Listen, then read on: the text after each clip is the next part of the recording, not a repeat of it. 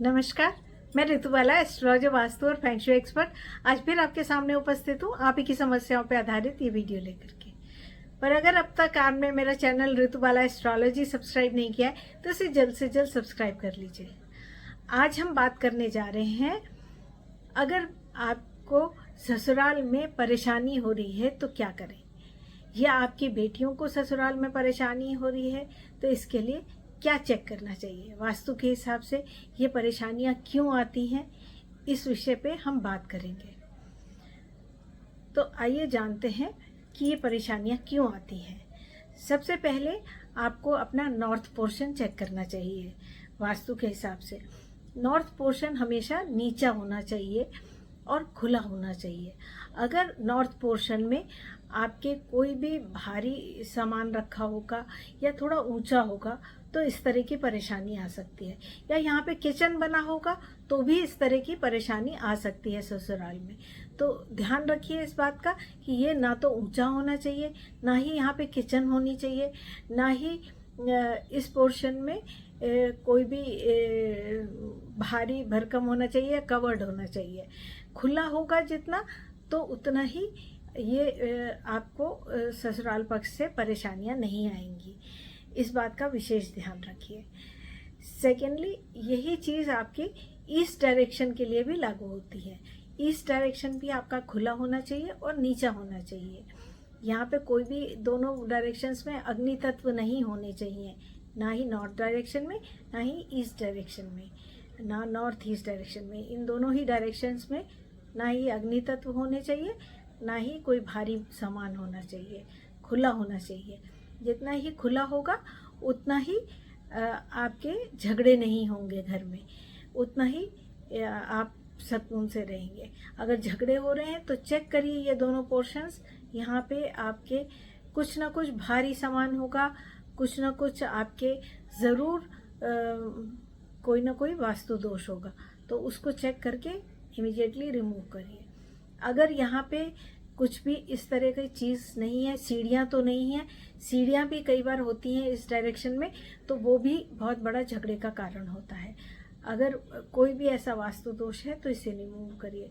Secondly, अगर ये दो डायरेक्शंस आपके ठीक है तो इसके बाद थर्ड डायरेक्शन जो ज़रूरी होता है हमें चेक करने के लिए, वो होता है वायव्य कोण। वायव्य कोण बहुत इम्पोर्टेंट रोल प्ले करता है वास्तु में। ससुराल पक्ष में झगड़ों को लेकर के, आपके ससुराल पक्ष से कैसे आपके रिलेशंस हैं इनको लेकर के। तो north west corner north west portion जिसको बोलते हैं, क्योंकि नॉर्थ और वेस्ट का बीच का भाग होता है। तो यहाँ पे आपको वायव्य कोण को चेक करना चाहिए कि वायव्य कोण आपका थोड़ा सा ऊंचा होना चाहिए और यहाँ पे गड्ढे नहीं होने चाहिए।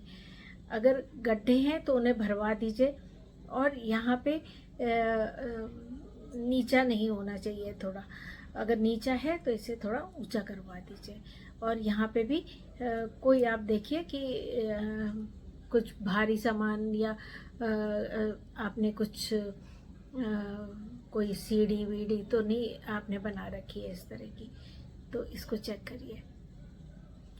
फोर्थली, आपको साउथ ईस्ट डायरेक्शन में कहीं आपके जो कि आग्नेय कोण होता है, साउथ ईस्ट डायरेक्शन में कहीं आपने पानी का समावेश तो नहीं कर दिया, क्योंकि साउथ ईस्ट डायरेक्शन जो है आग्नेय कोण होता है। तो साउथ ईस्ट डायरेक्शन में कहीं अग्नि का समावेश अगर आपने कर दिया है तो वो भी बहुत बड़ा झगड़े का कारण होता है। और ससुराल पक्ष में अगर आपकी बेटी ब्याही है तो भी उसकी शादी में प्रॉब्लम्स आएंगी। अगर मायके में भी इस तरह की प्रॉब्लम है, साउथ ईस्ट में उसके जल तत्व है, तो बेटी को भी ये चीज़ भुगतनी पड़ सकती है। इस बात का भी ध्यान रखिए। और अगर उसके ससुराल में इस तरह की प्रॉब्लम है तो भी ये प्रॉब्लम आ सकती है, दोनों ही तरीके से हो सकती है। तो उसको, जिसको प्रॉब्लम आ रही है उसको अपने मायके का भी ये चीज़ चेक करना चाहिए और अपने ससुराल का भी ये चेक करना चाहिए कि दोनों ही जगह साउथ ईस्ट पोर्शन में कहीं अग्नि तत्व जहाँ है साउथ ईस्ट पोर्शन, वहाँ पे या तो बोरिंग तो नहीं है या ओवरहेड टैंक्स तो नहीं है। ये दोनों ही चीज़ का चेक करना ज़रूरी है। केवल बोरिंग या ओवरहेड टैंक खाली ससुराल में ही चेक नहीं करके जहाँ वो रह रही है वहीं का नहीं चेक करना है, बल्कि अपने मायके का भी चेक करना ज़रूरी है। तो दोनों ही जगह का चेक करना ज़रूरी हो जाता है। अगर ये दोनों को चेक कर लेगी तो इससे उसके झगड़ों में कमी आएगी, और दोनों को ही रेक्टिफाई करना बहुत ज़रूरी होता है, क्योंकि अगर ये रेक्टिफाई नहीं करेंगे तो वो झगड़े कम नहीं होंगे। तो ये बहुत ही इम्पॉर्टेंट चीज़ है। अगर इनको आप दूर कर देंगे, अग्नि तत्व जहाँ है वहाँ से बोरिंग हटा देंगे, या आपने ओवरहेड टैंक अगर बनाया है उसको हटा देंगे, तभी झगड़ों में कमी आएगी। अगर ये आप 4 चीज़ें तो आप बहुत ज़रूरी है, जो कि अगर आप इन 4 चीज़ों पे वर्क करके, इन पॉइंट्स को ध्यान में रख करके आप वर्क करेंगे तो आपकी काफ़ी हद तक झगड़े कम हो जाएंगे। इसके अलावा साउथ वेस्ट पोर्शन में भी ध्यान रखना है कि वहाँ पे आपका टॉयलेट तो नहीं है, क्योंकि वो भी बहुत बड़ा एक झगड़े का कारण होता है। तो आपको लास्ट में उस पोर्शन को भी ध्यान में रखना है।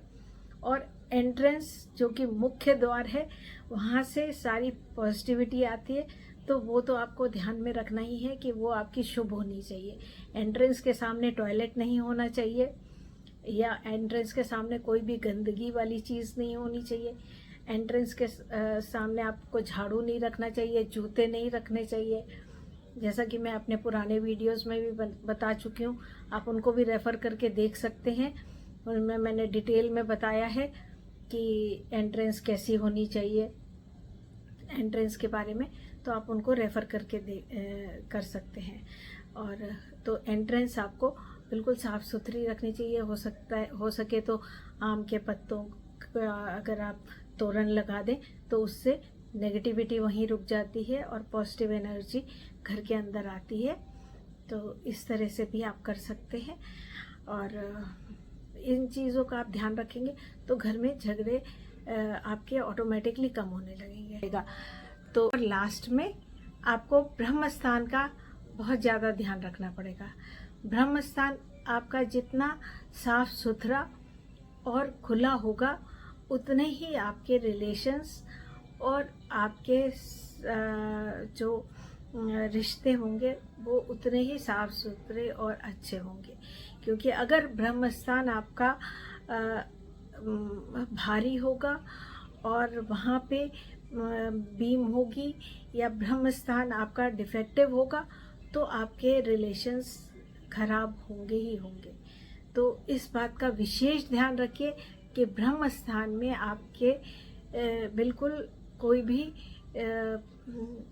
प्रॉब्लम नहीं होनी चाहिए। ब्रह्म स्थान साफ सुथरा और खाली होना चाहिए और हल्का होना चाहिए। अगर आप इन बातों का ध्यान रखेंगे तो आपके घर के झगड़े और ससुराल पक्ष में जो आपके प्रॉब्लम्स आ रही हैं वो काफ़ी हद तक दूर हो जाएंगी। उम्मीद करती हूँ जिन भी लोगों की ये प्रॉब्लम्स थी और जिनकी भी ये समस्या थी कि ससुराल पक्ष में बहुत से लोगों को ये प्रॉब्लम आती है, ये सब उनकी दूर हो जाएगी। और अगर वो अपने साउथ ईस्ट डायरेक्शन और बाकी सब जो डायरेक्शंस में जो मैंने प्रॉब्लम बताया है करने के लिए, अगर ये करेंगे तो उनकी सारी प्रॉब्लम्स दूर हो जाएंगे और उन्हें फ़ायदा मिलेगा। इसके साथ ही अपनी वाणी को विराम दूंगी और उम्मीद करती हूँ कि आपको आगे जिन टॉपिक्स पे आप मेरे वीडियोस चाहते हैं, आप मुझे कमेंट बॉक्स में नीचे लिख सकते हैं, या आप जैसे मुझे लिखते आ रहे हैं आप मुझे लिख भी सकते हैं, मैसेज कर सकते हैं, ताकि मैं आपके टॉपिक्स पे ही आधारित ये वीडियोस बनाती हूँ, तो मैं आपके टॉपिक्स पे आधारित आगे भी आपको वीडियोस देती रहूँ। उम्मीद करती हूँ आपको मेरा ये वीडियो पसंद आया होगा और आगे भी आप इसी तरह से मुझे सपोर्ट करते रहेंगे। धन्यवाद। नमस्कार।